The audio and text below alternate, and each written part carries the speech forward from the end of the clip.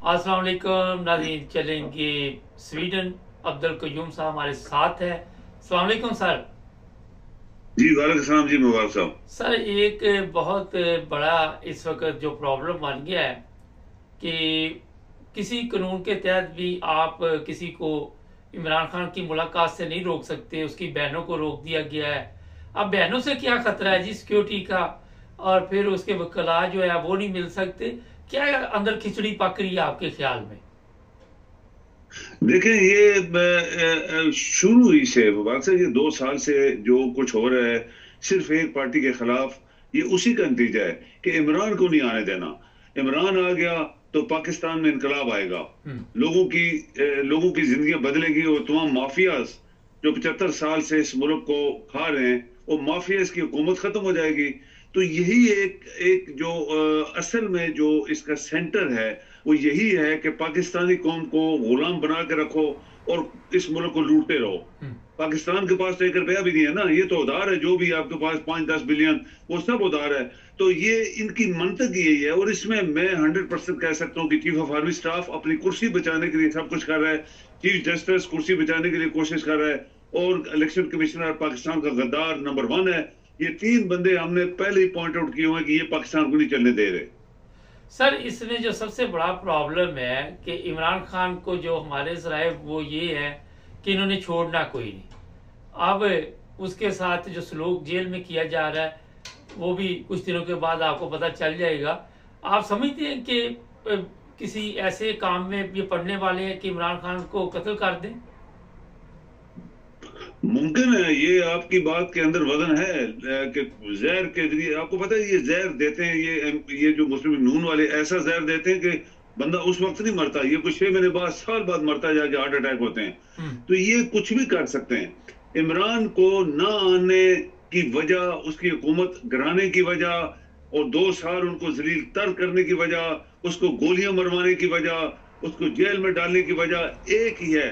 पाकिस्तानी कौम को, पाकिस्तान को गुलाम बना के रखो और पाकिस्तान का पैसा लूटते रहो, खाते रहो। जो खरबों खा गए वो हुकूमत में है और जिसने सिर्फ तनख्वाह वज़ीर आज़म के लेके रोटी खाई थी वो जेल में है। इससे साफ जाहिर है ये इमरान को नहीं आने दे रहे। पाकिस्तान के लोगों की ख्वाहिशात और उनकी जो तवक्कात हैं, जो उनका फ्यूचर है, उसका ये खून करने के लिए सब कुछ ये सब इकट्ठे हो गए हैं अभी।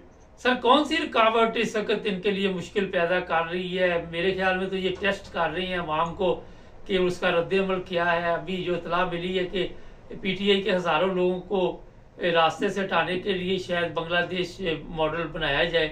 जिस तरह बांग्लादेश में लोगों को कत्ल किया गया था, उनकी औरतों के साथ जो रेप के वाकयात आज भी तारीख मेरा ख्याल है उस पर कभी ना कभी कोई बात करते रहते हैं जो समझदार लोग हैं। आप क्या समझते हैं कौन सी रुकावट इस वक्त बनी हुई है इमरान खान को रास्ते से हटाने में? रुकावट देखें, हमने कह दिया कि आपके ये 3-4 जो इसके सेक्टर्स हैं, एंगल्स हैं कि आप देखें इलेक्शन कमिश्नर को पहले दिन से बता दिया गया कि हर चीज जो पीटीआई के लिए होगी उसको रोक दो। नंबर 2, जजेस को बता दिया गया तुम सब फैसले उनके खिलाफ करो और उन्होंने किए। आर्मी चीफ पीछे बैठ के इनको वो बटन उसके हाथ में है, वो दबाता जा रहा है। पहले बाजवा दबा रहा था, अब ये दबा रहा है। तो ये पाकिस्तानी कौम के खिलाफ है ना सब कुछ। आप देखिए उसके खिलाफ अब वली खान का बेटा कितना बोला, फजल रहमान किस तरह बोला, और बलूचिस्तान के लोग बोले, पीटीआई के लोग बोल रहे हैं। तो ये साफ जाहिर है कि जो कुछ उनको नजर आ रहा है वो बोल रहे हैं। वो पाकिस्तान के जो दुश्मन है उनको बाहर से जहाज भेज के बुलवाया गया, आओ तुम हुकूमत करो। पीटीआई की जीती हुई सीटों को उल्टा कराया गया। ये सब कुछ हुआ ना, ये सब साजिश है जो हो रही है, हो रही थी और अभी भी हो रही है। तो आप बांग्लादेश की बात करते हैं तो बांग्लादेश तो मार कुटाई करवा के तो वो आजाद हो गया। पाकिस्तान के अंदर अभी देखें, ये पाकिस्तान के वहां तो लोग उठे थे मुबारक साहब, ये बात सारी दुनिया को पता है। जब बंगाली उठे थे तो पाकिस्तानी आर्मी के खिलाफ और पाकिस्तान के खिलाफ उठे थे, वो जीत गए। यहाँ पाकिस्तान के अवाम सोए हुए हैं और सिर्फ मखसूस कुछ गिने चुने लोग बातें कर रहे हैं जिसकी वजह से आज तक कामयाब नहीं हुए। ये इंतखाब माप कोई चीज नहीं है।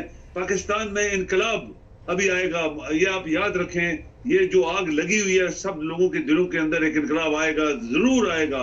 मुबारक साहब आपने किया हुआ है, एक बात की हुई है कि बहुत सारे लोगों को फिर फांसियां लगेंगी, ये आएगा इनकलाब, लेकिन अवाम क्यों सोई हुई है, ये एक सवाल है।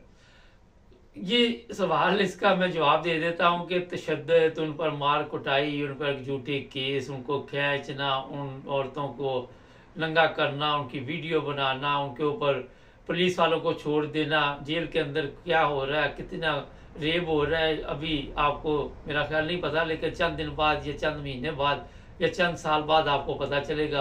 अच्छा ये बताइए सर, जो सबसे इस वक्त असल मसला है वो ये है कि IMF कर्जे दे रहा है पाकिस्तान को। IMF को नजर नहीं आ रहा कि ना वहां पे कोई इंसानी हकूक है, ना कोई वहां पे इलेक्शन हुए, तो ये किस चक्कर में बार बार पैसे दे के तयाशी में डाल रहे इन लोगों को? देखिए, जो इमरान खान को हटाने के लिए, मुबारक साहब आपको पता है, सब आपको इल्म है कि कौन कुव्वतें थी जो इमरान को उठवा रही थी, उनकी क्या इंटरेस्ट थी और पाकिस्तान के अंदर लोगों की क्या इंटरेस्ट थी। वही लोग हैं जो IMF वाले हैं और वही लोग पैसा देते हैं। उनकी इंटरेस्ट यही थी कि ये बंदा हट जाए, क्योंकि ये बंदा एक नई विजन के साथ पाकिस्तान को उभारना चाहता है, जो किसी को भी अप्रूवल नहीं है सिवाय अवाम के। अवाम चाहती थी कि हम निकले बाहर। अभी मुबारक साहब ये बात है, पाकिस्तानी कौम और मुसलमान एक्चुअली इनका जो जमीर है वो मुर्दा हो गया है। आप एक चीज में ऐड करने वालों, आप देखें रमजान का महीना शुरू हुआ, पूरी दुनिया जश्न मना रही है, लाइटें जल रही है, मिस्र के शहरों में इधर उधर, वो अभी वहां फलस्तीन में खून की नदियां बह रही है, मासूम बच्चे कटे हुए जिस्म सड़कों पे पड़े, उनके लिए खाने के लिए खुराक नहीं। यही मुसलमान है ना जो कहते हैं हम 2 बिलियन है, यही दुनिया है जो कहती है हम 8 बिलियन है। तो किसी ने उनका खून की तरफ नहीं देखा, भूखे नंगे मर रहे हैं। ये मुसलमान जो सोने की चमचों और प्यालियां और पलंग्स में सोते हैं, तो वहां पे मुसलमानों का खून हो रहा है, कोई उनके बारे में बात तक नहीं कर रहा टेलीविजन के ऊपर। मुबारक साहब, तो अल्लाह की कुदरत बड़ी सख्त है, ये अजाब है पाकिस्तानी कौम के ऊपर कि इस तरह के लोग उनके ऊपर अभी बार बार किए जा रहे हैं। तीसरी दफा हो गया, अजाब भी आए, बड़े बड़े सैलाब आए, बड़े बड़े जल्जले आए, ये कौम नहीं समझ रही, तो फिर उसका हमारे पास क्या इलाज है? अच्छा ये बड़ी तकलीफ दे बात है जो भी आपने कही। मैंने सोशल मीडिया पे कुछ वीडियोस देखी, नीचे पड़ा हुआ पता नहीं चावल थे, दाल थे, जमीन पर तो उसकी तरफ बेचारे वो दौड़ रहे हैं और उसको इकट्ठा करके बर्तनों में डालने की कोशिश कर रहे हैं। और दूसरी तरफ आप देखें जी रमजान की, ये मुझे कोई पता नहीं 10,000 बंदे ने मुझे मुबारकबाद भेज दी है, मैंने तो एक को भी नहीं भेजी। मसला ये है कि जब जमीर मर चुके हों, जब आप के खून में ये चीज आ जाए कि सिर्फ हमने अपने उल्लू सीधा करना है, अपने हालात हमारे ठीक होने चाहिए, दूसरे का दर्द खत्म हो जाए, तो शायद इसी वजह से आज मुसलमानों को सजा भी मिल रही है। क्यों जी, पाकिस्तान में भी यही वजह है ना? ऐसे ही है, पाकिस्तान में जो लोगों को सजा मिल रही है। अब देखें, जैसे आपने वो क्लिप भेजा, तो ये देखें, ये लोग क्यों नहीं कहते कि लोग अल्लाह को नहीं मानते। आप देखें, अल्लाह कायनात का खालिक मालिक हर चीज है, जो लोग अल्लाह को ही नहीं मानते, उसके बारे में क्यों पाकिस्तान के मुल्लेज और ये पार्लियामेंट, ये वज़ीर-ए-आज़म जो कानून उन्होंने बनाए, तो एक आध सेक्शन को हटा के हुकूमत के लिए इस तरह एक डिफरेंशिएट किया, बाकी जो मुसलमान जो हैं वहां पे उनकी क्या क्या अकायद हैं वो भी आप देखें, वो अल्लाह के साथ डायरेक्ट शिरक कर रहे हैं, वो डायरेक्ट अल्लाह ताला के साथ शिरक कर रहे हैं, अल्लाह का नाम छोड़ के दूसरे चीजों के पीछे लग गए। तो ये मुसलमानों के ऊपर जो बड़े बड़े अजाब आए हैं इसीलिए आ रहे हैं। आज कौम ये मुर्दा हो चुकी है, मुसलमान 2 बिलियन मुर्दा हैं, उनका कोई जमीर नहीं है, उनका कोई दिल नहीं है, उनका कोई विजन नहीं है, उनका कोई ईमान ही नहीं है। ये आज जुमरे ये सब बेकार हैं कि लोगों को दिखाने के लिए। तो इस्लाम को तकसीम किया गया मुख्तलिफ तरीकों से ताकि लोगों के अंदर घुस के तो इनको अलग कर दिया जाए तो हम हुकूमत करें। आप देखें, मुबारक से एक बड़े पॉइंट की बात आज मैं आपको सामने करने वाला हूं। आप जिन लोगों का खून नदियां सड़कों पे बह रहा है, आज कितने महीनों से वो अकेले, जिसको कहते हैं बगैर हथियारों के, बगैर जहाजों के, बगैर टैंकों के, बगैर तोपों के लड़ रहे हैं, जबकि आपकी आर्मी, वो हम जिंदा पाइंदा हैं, हमारे पास एटम बम है, मिसाइल है, तो सब 5, 10, 15 दिन से ज्यादा वो जंग नहीं लड़ सके इंडिया के साथ। यहां से आप डिफरेंशिएट कर सकते हैं कि जिनके अंदर ईमान होता है वो किस तरह लड़ते हैं, अपने मुल्क को, अपने लोगों के लिए, इस्लाम के लिए वो लड़ रहे हैं।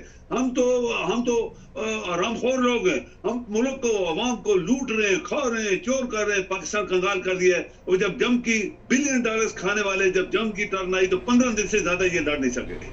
अच्छा सर, ये बताइए कि अगर आज कोई दुश्मन हमारे ऊपर हमला करता है तो हमारी तो अवाम पहले सताई हुई है, तो वो पाकिस्तानी कि जो है वो किस तरह अपने लोगों का साथ देंगे जिनके पास ताकत है? देखिए, पाकिस्तानी कौम अगर उठती, मुबारक साहब, तो ये जो चोर चक्के हमारे पास आ गए, ये इनका मिलिया मेट इनको कर देते। दुनिया में ऐसे होता है, कौमें उठती हैं और हमेशा के लिए वो तूफान की तरह वो छा जाती हैं और तमाम माफियाज, हरामखोरों, लानती लोगों को, और जो दुश्मन है इंसान के, पाकिस्तान के, इस्लाम के, सबके दुश्मन है ये तो इनको इनको उड़ा के ले जाते। ये कौम ही मुर्दा है। आपके सामने की मिसाल है, 2 बिलियन लोगों का जमीर मुर्दा हुआ है तो फलस्तीनी मार खा रहे हैं ना, वहां पे खून खून उनके बच्चे, मासूम बच्चे उठा के जब नीचे से निकलते हैं तो उनका मुंह सिर टूटा होता है। देख रहे हैं, सब देख रहे हैं और खा पी रहे हैं, याशिया कर रहे हैं। टेलीविजन के ऊपर आप देख लें, पूरी दुनिया के मुसलमानों की टेलीविजन में देखता हूँ, सब हंस खेल रहे हैं और वहां पे क्या इस्लाम के साथ हो रहा है। तो ये जो फर्क है, ये अल्लाह का अजाब है। और रमजान का महीना का मतलब यही है कि आप हक को हक कहें और झूठ के लिए जान तक देनी पड़ जाए तो आप जान दे दें। बहुत शुक्रिया सर जी, थैंक यू जी। नाज़रीन, बात बिल्कुल दुरुस्त है कि मेरा ख्याल है कि इस वक्त जो अज़ाब आया हुआ है वो यही है कि जो हालात दुनिया के आप देख रहे हैं, आज इतनी बड़ी तादाद में मुसलमान, मगर ग़ुलाम किन के हैं ये मैं बताऊंगा नहीं, आपको भी पता चल चुका है। सब्सक्राइब करें, जुड़े रहिए हमारे साथ।